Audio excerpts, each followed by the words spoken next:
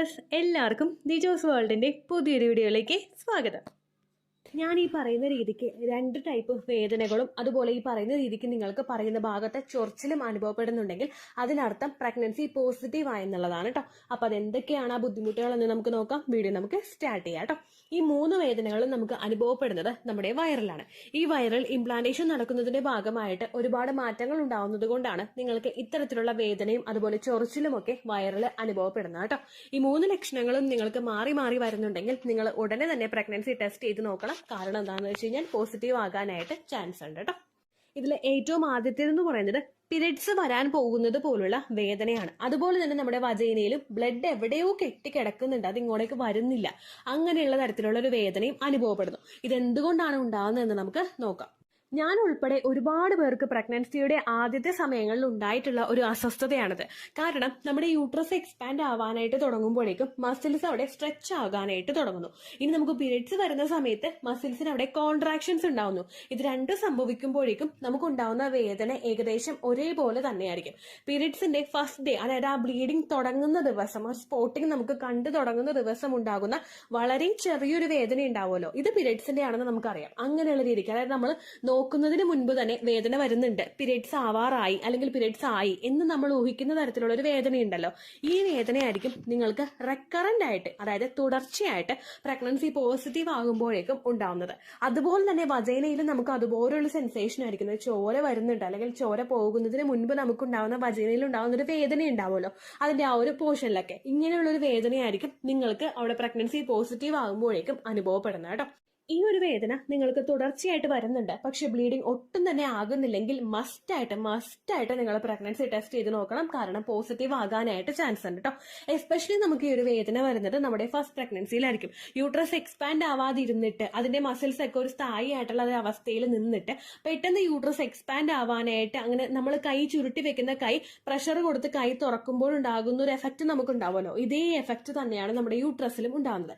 ഇതിങ്ങനെ വികസിക്കാനായിട്ട് തുടങ്ങുമ്പോഴേക്കും അതിന് ചുറ്റുമുള്ള എല്ലാ മസിൽസിലും അതിന്റെ എഫക്റ്റ് വരാനായിട്ട് തുടങ്ങും. അപ്പോഴാണ് നമുക്ക് ഇങ്ങനെ പീരിയഡ്സ് ആകുന്നത് പോലുള്ള വേദന വരുന്നത് കേട്ടോ. നിങ്ങൾ മസ്റ്റ് ആയിട്ട് ഒരു കാര്യം ശ്രദ്ധിക്കണം. ഇത്തരത്തിലുള്ള വേദന വന്നിട്ട് നിങ്ങൾക്ക് ബ്ലീഡിംഗ് വരുന്നില്ലെങ്കിൽ പീരിയഡ്സ് ആകാൻ വേണ്ടിയിട്ടാണ്, അല്ലെങ്കിൽ പീരിയഡ്സ് കൊണ്ടാണ് ഇങ്ങനെ വന്നത്, അല്ലെങ്കിൽ പ്രിമെൻസ്ട്രൽ സിംറ്റം ആയിട്ടാണ് ഇങ്ങനെ വന്നതെന്ന് വിചാരിച്ചിട്ട് നേരത്തെ ഡോക്ടർ പീരിയഡ്സ് ഇൻഡ്യൂസ് ചെയ്യാൻ വേണ്ടിയിട്ട് എന്തെങ്കിലും മെഡിസിൻ നിങ്ങൾക്ക് തന്നിട്ടുണ്ടെങ്കിൽ അതൊന്നും നിങ്ങളെടുത്ത് കഴിക്കരുത്.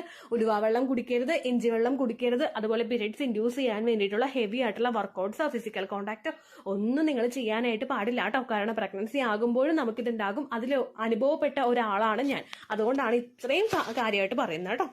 രണ്ടാമത്തേതെന്ന് പറയുന്നത് നമുക്കുണ്ടാവുന്ന ചൊറിച്ചിലാണ്. ഈ ചൊറിച്ചിൽ നമുക്ക് ഏറ്റവും അധികം അനുഭവപ്പെടുന്നത് നമ്മുടെ ഇംപ്ലാന്റേഷൻ നടന്ന ആ ഒരു പോർഷനിലായിരിക്കും. കാരണം ഇപ്പൊ നിങ്ങൾക്ക് ഓവുലേഷൻ നടന്നത് ലെഫ്റ്റ് ഭാഗത്തുനിന്നാണെങ്കിൽ ഇംപ്ലാന്റേഷൻ നടക്കാനായിട്ടും കൂടുതൽ ചാൻസ് നമ്മുടെ ലെഫ്റ്റ് ഭാഗത്താണ്.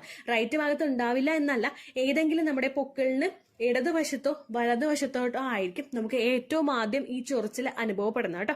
യൂട്രസ് അങ്ങനെ എക്സ്പാൻഡ് ആവാനായിട്ട് തുടങ്ങുമ്പോഴേക്കും നമ്മൾ ഒരുപാട് വയറ് ചാടിയിട്ടുള്ള ഒരാളൊന്നും അല്ലെങ്കിൽ നമ്മുടെ ആ ഒരു വയറ് വികസിക്കാനായിട്ട് തുടങ്ങുമല്ലോ. വികസിക്കാൻ തുടങ്ങുന്നതിനനുസരിച്ചിട്ട് നമ്മുടെ സ്കിന്ന് സ്ട്രെച്ച് ആകാനായിട്ട് തുടങ്ങും, സ്കിന്ന് ഡ്രൈ ആവാനായിട്ട് തുടങ്ങും. ഈ ഡ്രൈനെസ് നമുക്ക് കൂടി വരുമ്പോഴേക്കും നമുക്ക് ആ ഭാഗങ്ങളിലൊക്കെ നല്ലതുപോലെ ചൊറിച്ചിൽ അനുഭവപ്പെടും. ഇത് ഏതെങ്കിലും ഒരു വശത്തായിരിക്കും ഏറ്റവും ആദ്യം അനുഭവപ്പെടുന്നത് കേട്ടോ. നേരത്തെ പറഞ്ഞതുപോലെ പൊക്കിളിന്റെ നേരെ ലെഫ്റ്റ് ഭാഗത്തോ റൈറ്റ് ഭാഗത്തോ ആയിരിക്കും നിങ്ങൾക്ക് ഇത്തരത്തിൽ വേദന അനുഭവപ്പെടുന്നത്. ഇതുപോലെ വേദന ഉണ്ടാകുന്ന സമയത്ത് ഒരുപാട് നിങ്ങൾ കൈനകം വെച്ചിട്ട് നിങ്ങൾ മാന്തുകയാണെങ്കിൽ ഭാവിയിൽ നിങ്ങൾക്ക് സ്ട്രെച്ച് മാർക്സ് ഉണ്ടാവാനായിട്ട്, അതായത് വയറിൽ ഒരുപാട് ഇങ്ങനെ വര പോലെയുള്ള പാടുകൾ ഉണ്ടാവാനായിട്ട് ചാൻസ് ഉണ്ട്. അത് അവോയ്ഡ് ചെയ്യാൻ വേണ്ടിയിട്ട് നിങ്ങൾക്ക് ഇച്ചിങ് കൂടുതലായിട്ട് വരുന്നുണ്ടെങ്കിൽ കോക്കനട്ട് ഓയിലോ അല്ലെങ്കിൽ മറ്റേതെങ്കിലും മോയിസ്ചറൈസറോ നിങ്ങൾ അപ്ലൈ ചെയ്യാനായിട്ട് ശ്രദ്ധിക്കുക. സ്കിന്ന് ഡ്രൈ ആകുന്നത് കൊണ്ടാണ് ഇങ്ങനെ ഉണ്ടാകുന്നത്. അപ്പോൾ സ്കിന്നിനെ കുറച്ചൊന്ന് ഓയിലി ആക്കാൻ വേണ്ടിയിട്ട്, ഒന്ന് നറിഷ് ചെയ്യാൻ വേണ്ടിയിട്ടുള്ള കാര്യങ്ങൾ നമ്മൾ ചെയ്യാം കേട്ടോ. അതല്ലാതെ കൂടുതലായിട്ട് മാന്തുന്നത് ശരീരത്തിന് നല്ലതല്ല. ഇങ്ങനെയുള്ള സമയത്ത് ചൊറിച്ചിലുണ്ടാകുമ്പോഴേക്കും ധാരാളം വെള്ളം കുടിക്കാനായിട്ട് നിങ്ങൾ ശ്രദ്ധിക്കുക. എപ്പോഴും ഹൈഡ്രേറ്റഡ് ആയിട്ട് ഇരിക്കുന്നത് നമ്മുടെ സ്കിന്ന് ഡ്രൈ ആകുന്നതിനെ ഒരു പരിധി വരെ കുറയ്ക്കുന്നതിന് വേണ്ടിയിട്ട് സഹായിക്കും കേട്ടോ. അപ്പോൾ ഇതും ഒരുപാട് പേർക്ക് ഉണ്ടാകുന്ന പ്രഗ്നൻസി ലക്ഷണമാണ്. നിങ്ങൾക്ക് കാണുന്നുണ്ടെങ്കിൽ നിങ്ങൾ മസ്റ്റ് ആയിട്ട് പ്രഗ്നൻസി ടെസ്റ്റ് ചെയ്ത് നോക്കണം കേട്ടോ. അടുത്ത ബുദ്ധിമുട്ടെന്ന് പറയുന്നത് നമ്മുടെ ലോവർ പോർഷനിൽ ഒരു ഹെവിനെസ് ഫീൽ ചെയ്യുന്നതാണ്. നമ്മുടെ പൊക്കിളിന് മുകളിലോട്ടുള്ള പോർഷനിലല്ല, പൊക്കിളിന്റെ നേരെ താഴെയുള്ള പോർഷനിൽ എന്തോ അവിടെ ഒരു ഭാരം കയറ്റി വെച്ചിട്ടുണ്ടല്ലോ, അങ്ങനെയുള്ള രീതിക്കായിരിക്കും നമുക്ക് വേദന അനുഭവപ്പെടുന്നത് കേട്ടോ. ഇംപ്ലാന്റേഷൻ നടന്ന പോർഷനിലായിരിക്കും നിങ്ങൾക്ക് ഇത് ഏറ്റവും കൂടുതൽ കാണുന്നത്. എസ്പെഷ്യലി നമുക്ക് ഇംപ്ലാന്റേഷൻ ഉണ്ടാകുന്നത് നമ്മുടെ ലെഫ്റ്റ് ഭാഗത്തോ റൈറ്റ് ഭാഗത്തോ ഒക്കെ ആയിരിക്കും. അതുകൊണ്ട് ആ പോർഷനിലെ മിഡിലായിട്ടുള്ള അല്ലെങ്കിൽ നമ്മുടെ ആ ഒരു അരക്കെട്ടിന് നേരെ അടുത്തായിട്ടുള്ള ഒരു പോർഷനിൽ എന്തോ ഭയങ്കര ഒരു ഹെവിനെസ് നമുക്ക് ഫീൽ ചെയ്യും. കാരണം കുഞ്ഞവിടെ വളരാനായിട്ട് തുടങ്ങി, ഒരു ഭ്രൂണം അവിടെ ജനിച്ചത് വളർന്നു തുടങ്ങുമ്പോഴേക്കും അതിന്റെ ഒരു വലിപ്പം വെക്കുന്നതിന്റെ ഭാഗമായിട്ടാണ് നിങ്ങൾക്ക് ആ ഒരു പോർഷനിൽ നല്ലതുപോലെ ഹെവിനെസ് അനുഭവപ്പെടുന്നത് കേട്ടോ. നമ്മളൊന്ന് തൊട്ട് നോക്കിക്കഴിഞ്ഞാൽ എന്തോ അവിടെ ഉണ്ടല്ലോ എന്നുള്ളൊരു സെൻസേഷൻ. നമ്മളൊന്ന് തൊട്ട് നോക്കിയെന്ന് വിചാരിച്ചിട്ടോ ഒന്ന് അമർത്തി തൊട്ട് നോക്കിയെന്ന് വിചാരിച്ചിട്ടോ നമ്മുടെ കുഞ്ഞിനൊന്നും പറ്റില്ല കേട്ടോ. അത് ഓർത്ത് ആരും വിഷമിക്കേണ്ട എന്ന് പറയുന്നത് കൊണ്ട് അർത്ഥം ഉദ്ദേശിക്കുന്നത് എന്നാൽ അമർത്തി അമർത്തി തൊട്ട് നോക്കാം എന്നല്ല. കാരണം നമ്മളിപ്പോൾ പ്രഗ്നൻസി ആയോ ഹെവിനെസ് ഉണ്ടോ എന്ന് അറിയാൻ വേണ്ടിയിട്ട് അമർത്തി അമർത്തി അവിടെ തൊട്ട് നോക്കിക്കഴിഞ്ഞാൽ നമ്മുടെ വയറ് കൂടുതലും നീര് വീഴാനായിട്ട് ചാൻസ് ഉണ്ട്. കാരണം അവിടെ ഒരു പ്രോസസ്സ് നടന്നുകൊണ്ടിരിക്കുകയാണ്, ഹോർമോൺ ചേഞ്ചസ് ഉണ്ടായിക്കൊണ്ടിരിക്കുകയാണ്. ആ സമയത്ത് നമ്മുടെ വയറ് നീര് വീഴുന്നുണ്ടോ എന്ന് അറിയാൻ വേണ്ടിയിട്ട് അപ്പോൾ തൊട്ട് നോക്കുകയാണെങ്കിൽ വയറ് ഹെവിനെസ് ഉണ്ടോ എന്ന് അറിയാൻ വേണ്ടിയിട്ട് അപ്പോഴായിട്ട് തൊട്ട് നോക്കുകയാണെങ്കിൽ നമുക്ക് അവിടെ വയറ് നീര് വീഴാനായിട്ടുള്ള ചാൻസസ് കൂടുതലാണ്. അപ്പം മറ്റുള്ള ആരോഗ്യ പ്രശ്നങ്ങൾ നമുക്ക് ഉണ്ടാകും, നമുക്ക് നടക്കാൻ പറ്റില്ല, അങ്ങനെയുള്ള സിറ്റുവേഷൻ ഒക്കെ ഉണ്ടാകും. അതുകൊണ്ട് അങ്ങനെ നിങ്ങൾ ഹെവിനെസ് ഉണ്ടോ എന്ന് അറിയാൻ വേണ്ടിയിട്ട് ഇടയ്ക്കിടയ്ക്കായിട്ട് തൊട്ട് നോക്കേണ്ട ആവശ്യമൊന്നും ഇല്ല കേട്ടോ. ഇത്രയും മാറ്റം കൂടാതെ 10ലധികം വയറിൽ നമുക്ക് ചേഞ്ചസ് ഉണ്ടാവുന്നുണ്ട്. അതിനെ പറ്റിയിട്ട് ഓൾറെഡി ഒരു വീഡിയോ ചെയ്തിട്ടുണ്ട്.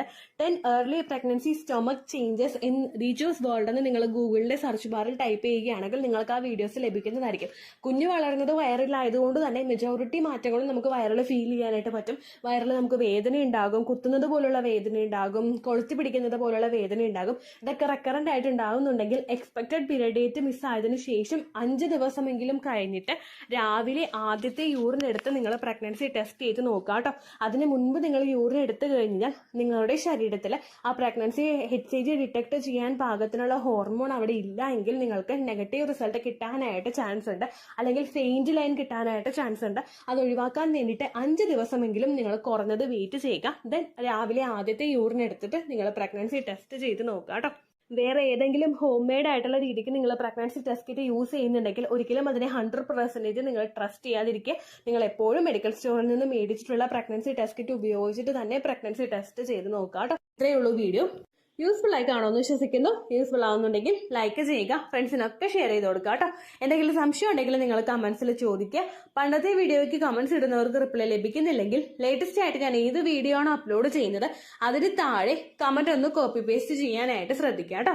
അതുപോലെ ഓവുലേഷൻ ഡേറ്റ് കാൽക്കുലേറ്റ് ചെയ്ത് തരാനായിട്ട് റിക്വസ്റ്റ് ചെയ്യുന്ന ആളുകൾ എത്രയാണോ സൈക്കിൾ ലെങ്ത് അത് മെൻഷൻ ചെയ്യാനായിട്ട് ശ്രദ്ധിക്കുക. സൈക്കിൾ ലെങ്ത് എന്നതുകൊണ്ട് ഉദ്ദേശിച്ചത് ഓരോ മാസവും എത്ര ദിവസം കൂടുമ്പോഴാണോ ബ്ലീഡിങ് വരുന്നത് അതാണ് സൈക്കിൾ ലെങ്ത്. കഴിഞ്ഞ മാസം ഒരു 8-ാം തീയതിയാണ് ബ്ലീഡിങ് ആയതെങ്കിൽ ഈ മാസം 6-ാം തീയതിയാണ് ബ്ലീഡിങ് ആയതെങ്കിൽ കഴിഞ്ഞ മാസം 8-ാം തീയതി മുതൽ ഈ മാസം 6-ാം തീയതി വരെ എത്ര ദിവസമുണ്ടോ അത് കാലണ്ടറിൽ എണ്ണി തിട്ടപ്പെടുന്നതാണ് നിങ്ങളുടെ സൈക്കിൾ ലെങ്ത്. സൈക്കിൾ ലെങ്ത് നമ്മൾ കൃത്യമായിട്ട് കാൽക്കുലേറ്റ് ചെയ്യുകയാണെങ്കിൽ ഓവുലേഷൻ ഡേറ്റ് എളുപ്പത്തിൽ കണ്ടുപിടിക്കാൻ വേണ്ടിയിട്ട് ഒരുപാട് ആപ്ലിക്കേഷൻസും ഒരുപാട് ഓൺലൈൻ ആയിട്ടുള്ള വെബ്സൈറ്റുകളും ഇനി നമുക്ക് അവൈലബിൾ ആണ്. പ്ലേ സ്റ്റോറിൽ പോയിട്ട് ഓൺലൈൻ ഓവുലേഷൻ ട്രാക്കർ എന്ന് ടൈപ്പ് ചെയ്ത് കഴിഞ്ഞാൽ നിങ്ങൾക്ക് അതുമായിട്ട് ബന്ധപ്പെട്ടിട്ടുള്ള ആപ്ലിക്കേഷൻസ് കിട്ടും.